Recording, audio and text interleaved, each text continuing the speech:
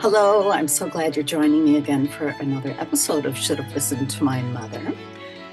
Ooh, we have these great conversations about our moms or female role models in our life. Are you who you are today because of or in spite of your mom?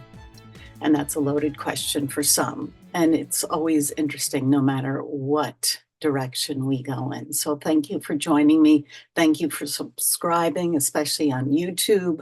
And tell a friend about these great conversations because it really helps us. If you've ever heard my guest speak, you'll agree that he's truly passionate about his love for music, though it wasn't always that way. He's an actor, multi-instrumentalist, and entrepreneur. He claims it took his mother grounding him for not practicing the piano for him to really, truly fall in love with the instrument. He's known for saying creativity happens when you're bored. It's very interesting. After 8 years of traditional piano lessons, he realized that he was capable of sight reading music. And it was at that point that his world changed. Today, Patrick Boylan, a music tech innovator, has developed MuseFlow, a piano trainer web app for those interested in learning how to play the piano through sight reading.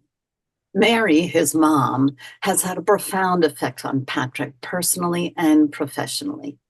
As a freelance true crime documentary writer, Mary played a big role in helping Patrick become who he is today for many, many reasons.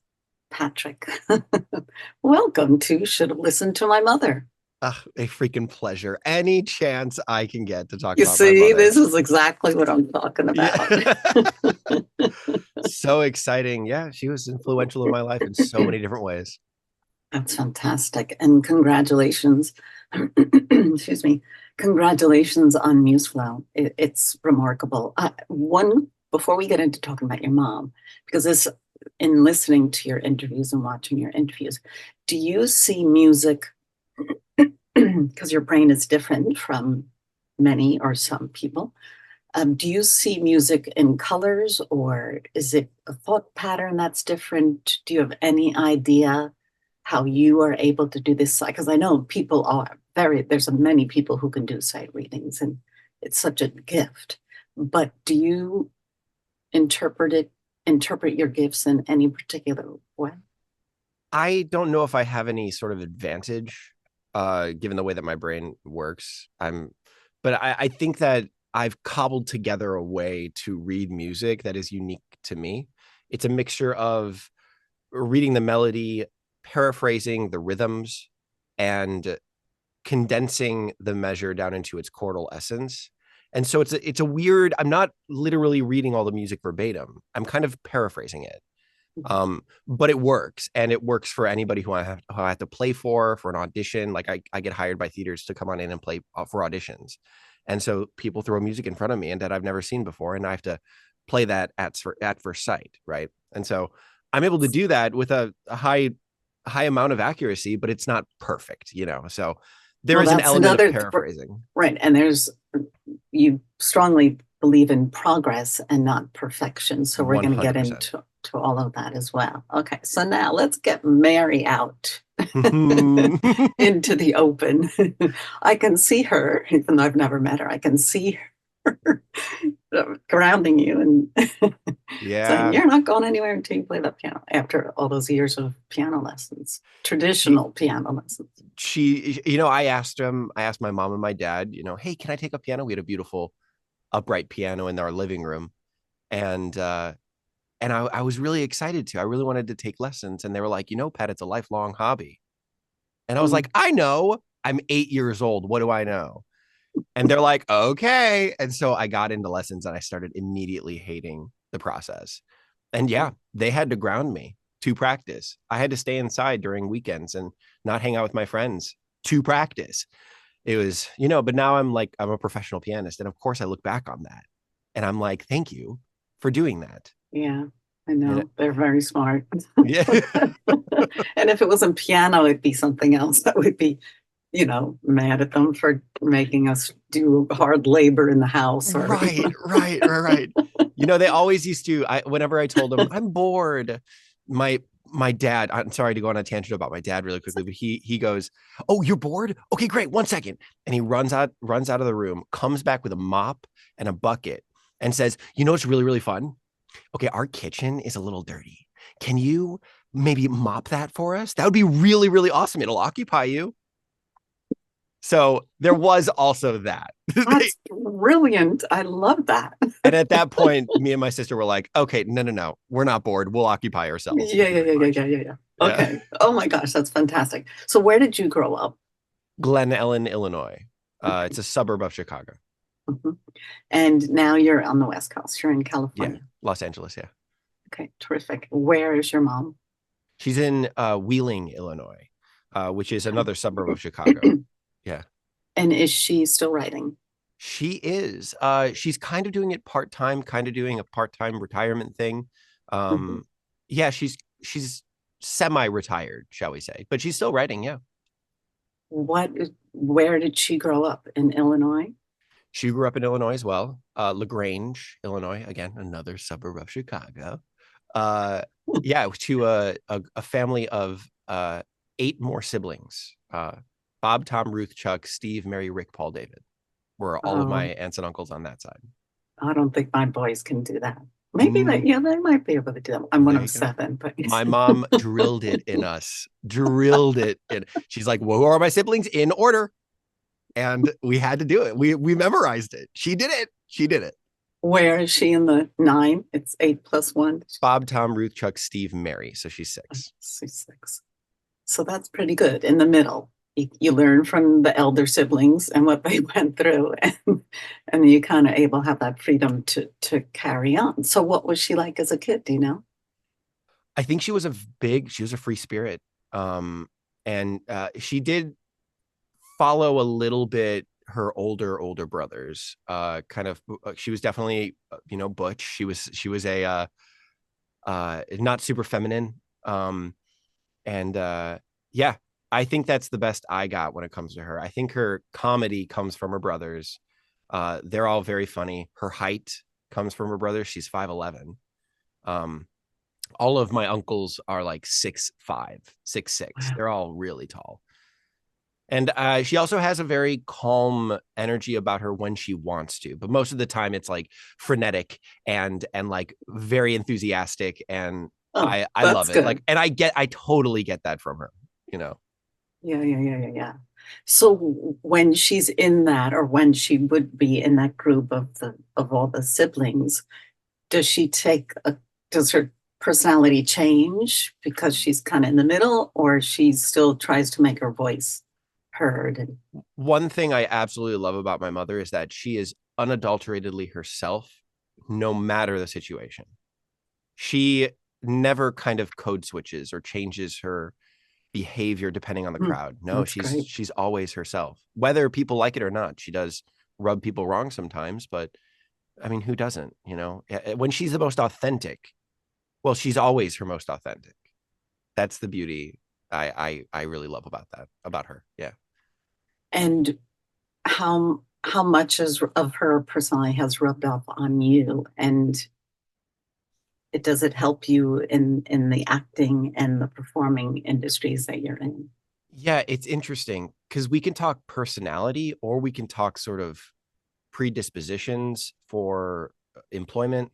Um, you know, how I'm level-headed in certain areas, but not level-headed in other areas. There's Mhm. so many different parts here because I think my mom and my dad, I have a great blend of both of their personalities. Both of them are super outgoing, extroverts that are enthusiastic, very funny, and just love life. And so but my dad is very chaotic, and my mom's a little bit more structured. You look at her house, and it is pristine. Um, you look at her life, and even though she's a freelancer, she's very structured in her life. She loves her patterns, she loves her routines, and I definitely get that from her.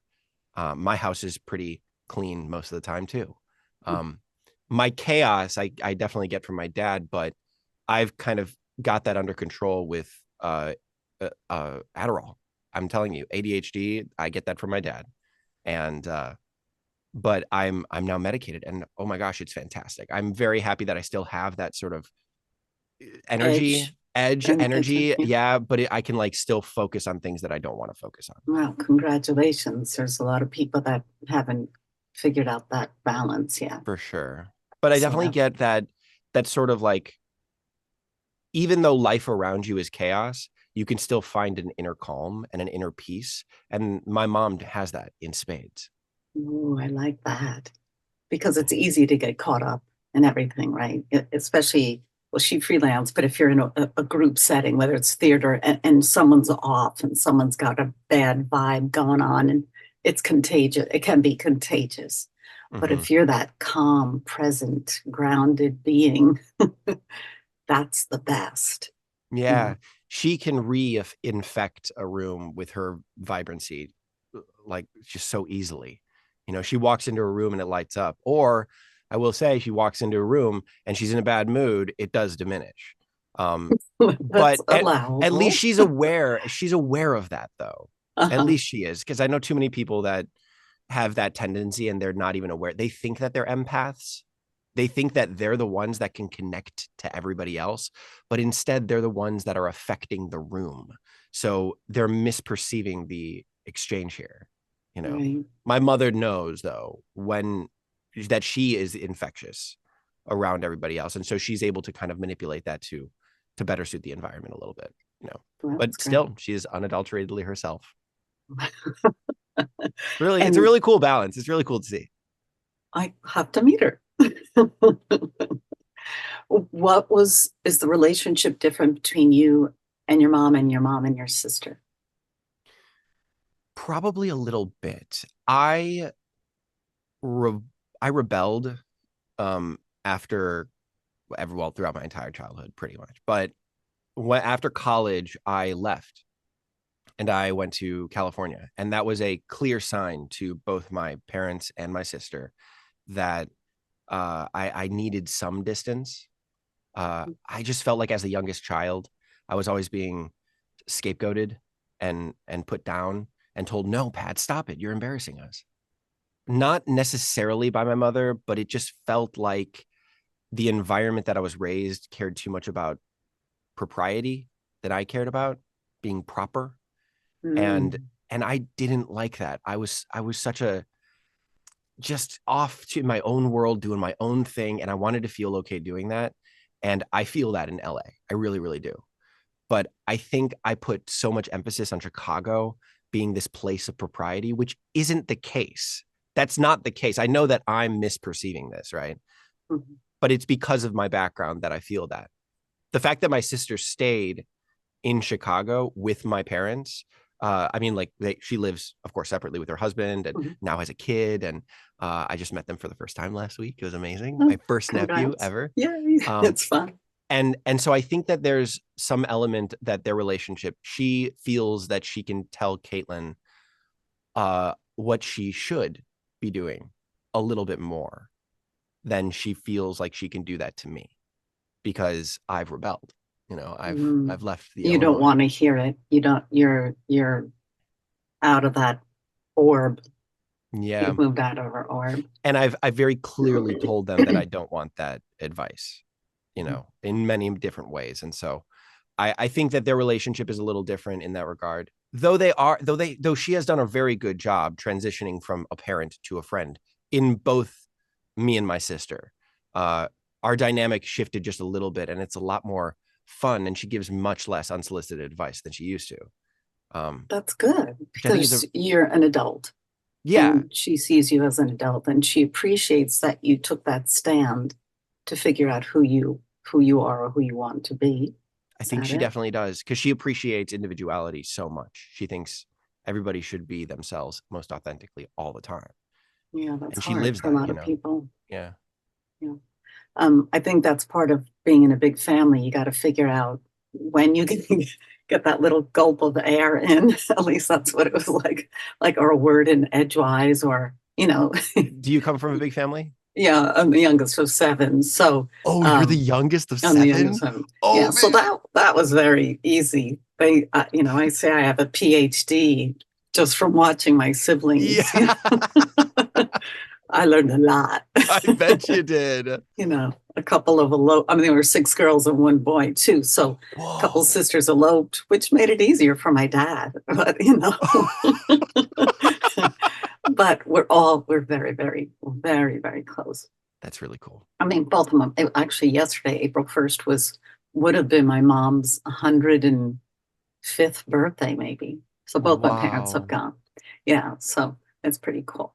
So Incredible. yeah, so I get the whole big family thing, and it's interesting because lately a couple of my guests have come from large families, and that's the I don't it's not like I ask people, "Are you from a large family?" Because I'd really like to talk to you, or Yeah, was your mom or it just like you and we met up. I didn't know what the backstory was of your relationship, but the fact that you have this passion and learning for music and different ways for people to learn things, it just said, there's something interesting here, you she's the know? one. She Yeah. truly helped with that. So yeah, I took 8 years of lessons, right? And I hated every second of it. But then after that, my teacher retired, no fault of my own, even though I was a terrible student.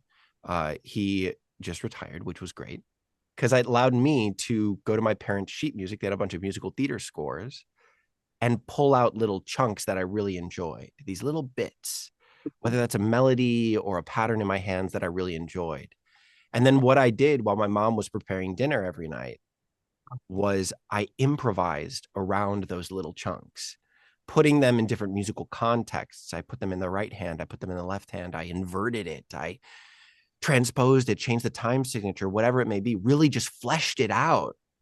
And that improvisation was extremely entertaining for her, she says. She's like, So it she was, was cooking and listening to you yeah, exploring and inventing and creating. yeah. And so she gave me that space to be able to do that. And what a privilege. And that ended up being the core. That's where I really learned how to play piano, because I was embodying these skills, these little bite-sized chunks. I was truly embodying them and learning how to play those Mm. outside the context of songs. And then when I saw that little chunk, because music repeats all the time, when I saw a specific little chunk that I had improvised around, I was able to play it pretty darn accurately. And that is what basically taught me how to sight read, is taking these bite-sized chunks, in embodying them and then applying them to songs I've never seen before. So her allowing me the opportunity to really explore that every single evening for an hour or two, which was so fun for me. It was a beautiful sort of kismet She thing, you was know. probably like this in the kitchen dancing I like saw her on occasion. I saw her sometimes like swaying to the music and like truly like bobbing her head. And I'm like, I love that I'm able to like yeah. entertain her. Or just so happy that you were really figuring out your connection with the keys, with the Yeah. notes, and in Yeah. between the notes. Right. The silence is so important in Yeah. music, and the connectivity between each note is so important. Yeah, and and she was a singer. She was an acting major herself back in the day. Mhm. And then And she your moved, dad as well as an my dad as actor. well. Yeah. Mhm. That's where they met. They met at my alma mater, Illinois State University. Mhm. And so I followed in their footsteps. I became an acting major there, but I did not like the curriculum. And so I moved Mhm. to sociology. My mother was the same. She got major stage fright at the end of her college career as an actor. And so she got a minor in news broadcasting. And that kind of led her into news and then led her into true crime. Yeah. Where did that is the coolest. I mean, now it's like the hottest topic ever. I know. Podcast galore, which is really cool. So many, right? So many Yeah. podcasts about true crime stuff. Yeah. Yeah, well, it was kind of like an easy transition for her. She started off at WGN in Chicago, and then CLTV, Chicagoland Television, and then she moved to a couple other different networks producing news. Um, the evening news, the radio news, she kind of all around, right?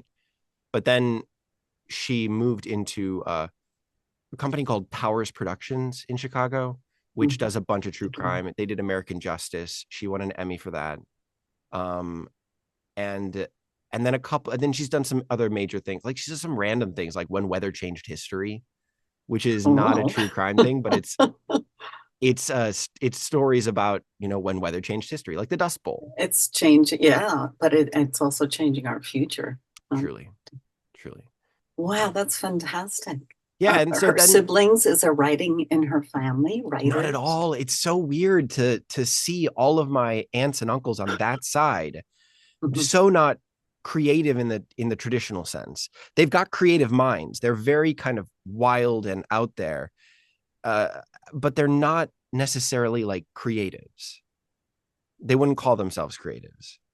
So it was a very, it's so interesting that she went there. For you, especially. Lucky for me. Yeah. Yeah. Oh my So gosh. yeah, Did you know much about your maternal grandmother? Your mom's yeah, mom. Darlene. She was a firecracker. Let me tell you. She was a chaos and love and like just such a hard ass. Uh, and very funny. While the opposite was it was true to my grandfather. He was stoic, calm. Talk about the inner peace. Like that Hmm, dude was interesting. just nothing phased him. Um, Yeah, with a bunch of and kids, that's good. I know, right? And so they had that yin and yang, and I see that now in my mom and my stepdad. I see that Mhm. yin and yang. My mom is that chaos, that vibrancy, the life of the party, and my stepfather is just the most calm you could ever be. Opposites He's not attract. not stoic necessarily because he's very open and very present with you when you're having a conversation with him. But that dude, nothing can shake his just he is a slow mover. He just Mm. he goes on his pathway, just he's like, I'll clean up. The A tortoise. tortoise Yeah. and the hare, the Oh couple. yeah. Well, I can't believe I never even thought about that. What? It's funny how I've thought that's come up a couple of times, and I'm just like, wow, that it's yeah, isn't that cool? And now I married a writer. I married a Mhm. comedy writer, and my sister married an actor. And so See, you're like, my dad is an actor, my mom's a writer. yeah, I am more of my mom than Wesley, my wife is.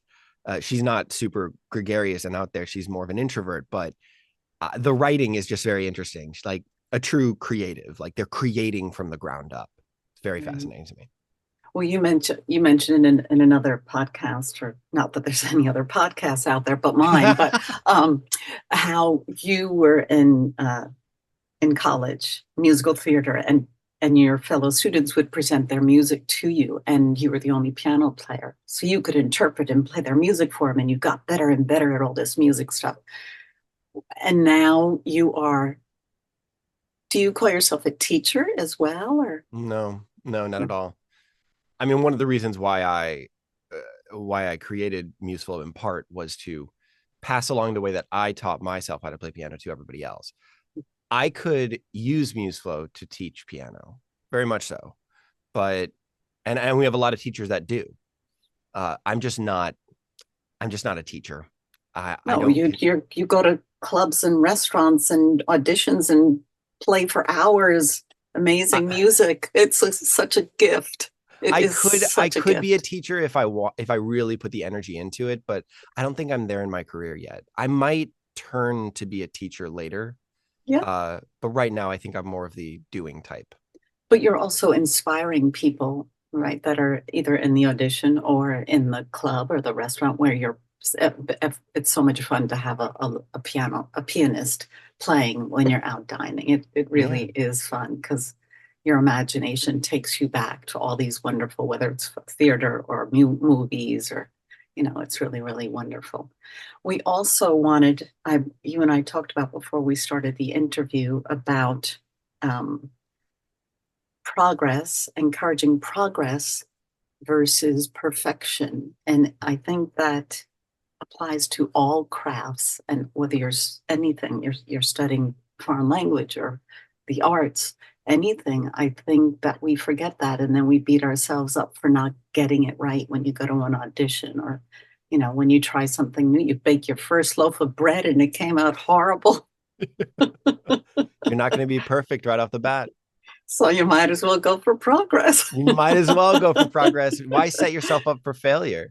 Jeez, we're so silly, aren't we? Yeah, it's crazy. But I do think like maybe that perfectionism somewhere along our line in our evolutionary history has kept us alive. Yeah. I bet you anything. And so I don't think that is 100% wrong. Perfection is bad, or trying to attain perfection. I just think we're placing what perfect is we're doing the wrong thing. We're placing it on something tangible and something truly you can acquire that if you worked hard enough. Because you're always going to set yourself up for failure if you do that, because 99% of the time you're not going to get that thing, right?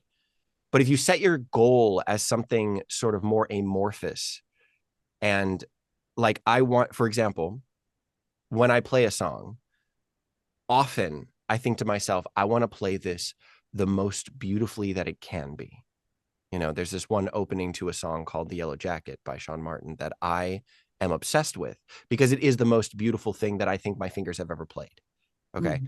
And whenever I play that, I start thinking to myself, I want to do it justice. I want to do this little moment justice. Yeah. And that's not something truly attainable.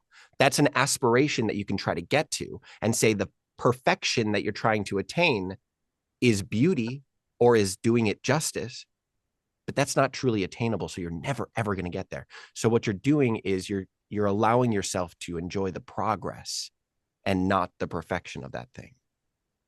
So I just think we could reframe what we consider to be perfect. Right. Still go for it. Just try to find a more intangible thing like beauty or love. I think any learning process, I think it's a good philosophy, or building a business, anything, hosting a podcast. Right. I learn all the time right. of what I maybe do differently the next time. It's all about learning. All that. Yeah. It's pretty great. But it's that fear of taking that chance is what gets in our way. And I think if you never felt that fear or reluctance to put yourself out there, then I don't know if you're being honest, truly honest, because I think it affects all of us. But it's those that take the challenge and take that step, that big step. Agreed. Yeah. It's an interesting thing. I was watching a chef make one of his perfect recipes, his like the recipes that like everybody loves. And he got a comment on a previous video asking, why do you do this? Like, can't you think that people would steal this? Your amazing recipes, why are you showing them online? And he was like, here's the thing. You can create all you want. You can say that you want to do all these things. I can show you all of this, but who is actually going to do it? Who's actually going to start a restaurant and use my recipes? It's the people that are not most people are not going to take action on it. And I think that's the thing. It's like everybody has ideas. Everybody has a really cool concept that they want to execute, but it's the execution that 99% of the people don't do. Yeah, well, it's the 99% sweat, and it's a big jump. And why not share your recipes with people? It's like sharing your art. Yeah, right. Don't gatekeep that. There's no point. Let it out. Nobody's going to do it except for me. Right. And you are. MuseFlow. MuseFlow is your Instagram, right? You're mainly Instagram, so people can check you out. If you do you go by Patrick or Pat? I've heard both. Do you prefer? I think casually I prefer Pat. I guess professionally Patrick. I don't know. It's okay. I don't care. I don't think actually. Okay, but your name is Patrick Boylan. Yeah. And if you Google MuseFlow, MuseFlow.AI, or Patrick Boylan, again, you can find this wonderful guest of mine anywhere on the World Wide Web of music. Yeah. Thank you so much for sharing your stories about your mom, Mary. She seems really neat. She's a great gal. Yeah. You'd love her. You'd absolutely love her. Wonderful. We'll get our two families together. Yeah. That's the next podcast. Gosh, like that's 17 screens. Yeah, like so many people with their name. Oh, wow. Hey, we got another idea. Yeah. Let's execute on it, shall we? You bet. You bet. Thank you so much, Pat. My pleasure, Jackie. We will be back next week with another episode of Should Have Listened to My Mother.